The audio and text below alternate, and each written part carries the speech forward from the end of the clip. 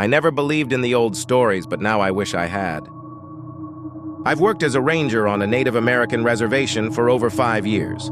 The land is vast, ancient, and steeped in legend. At first, I thought the stories the locals told were meant to keep us in line. Warnings against wandering too far off the trails or disturbing sacred sites. But one night changed everything. It started as a routine patrol. The summer air was heavy with the scent of pine, and the cicadas droned in an endless chorus. My flashlight carved through the dense forest as I walked the perimeter near an area known as Shadow Creek. The elders warned us to avoid it after dark.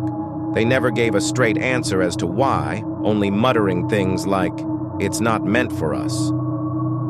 Curiosity got the better of me that evening. The night felt strange, too quiet. The cicadas stopped, the wind stilled, and even the crunch of my boots on the dirt path seemed muffled. The only sound was the distant babble of the creek. Something about it felt wrong. The water shouldn't have been running that high in midsummer, especially not after a dry spell. I followed the sound, my flashlight bouncing off twisted tree trunks. That's when I saw it. Markings carved into the bark of a massive oak tree. They weren't random scratches or initials from campers.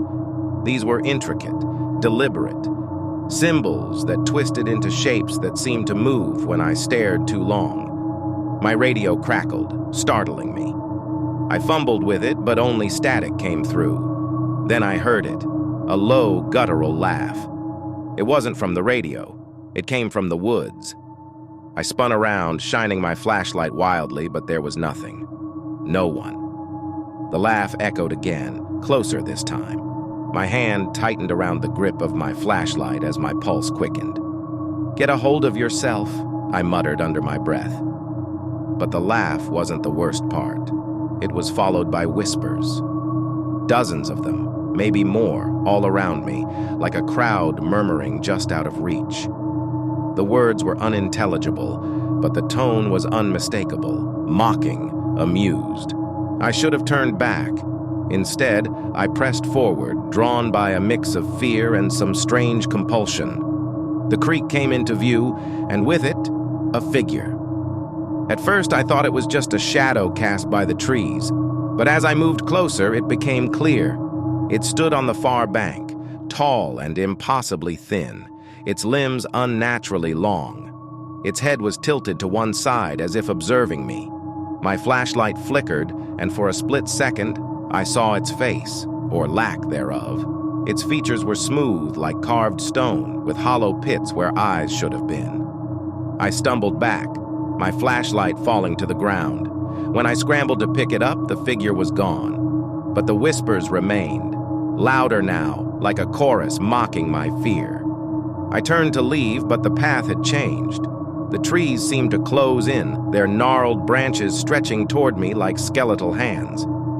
My breaths came shallow and fast as I realized I was lost in a forest I knew like the back of my hand. And then I saw the markings again, not just on one tree, but on all of them. They glowed faintly, pulsing in rhythm with my racing heartbeat.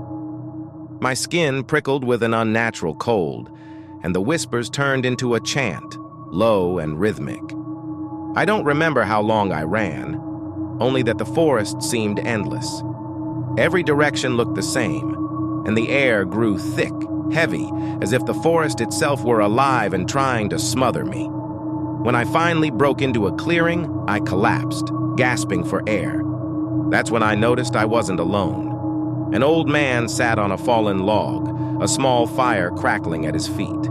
His face was lined with age, his eyes sharp and piercing. He didn't seem startled by my sudden appearance.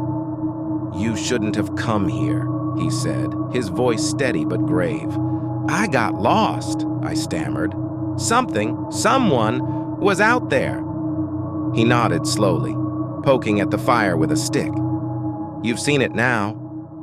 It's seen you too." "It? What are you talking about?" He looked up, his expression unreadable. "The Watchers. They've been here longer than we have. They don't like being disturbed. Before I could ask more, he threw a handful of herbs into the fire. The flames flared, releasing a thick, pungent smoke. He muttered something in a language I didn't understand, then gestured for me to leave. "Follow the smoke," he said. "It'll lead you out. Don't stop, no matter what you hear." I didn't argue. As I walked away, the smoke seemed to form a path, weaving through the trees. The whispers followed me, distant but persistent. At one point, I thought I felt fingers brush the back of my neck, but when I turned, there was nothing there. When I finally stumbled out of the forest and into the ranger station, dawn was breaking. My colleagues were relieved to see me, but confused by my disheveled appearance. I didn't tell them what happened, not the full story. Who would believe me? But I've noticed things since that night. Shadows where there shouldn't be any. Whispers in the quiet moments, and the markings. I've seen them again, in places they weren't before. I don't patrol near Shadow Creek anymore, but sometimes late at night I hear that laugh. And I know it's still watching, waiting,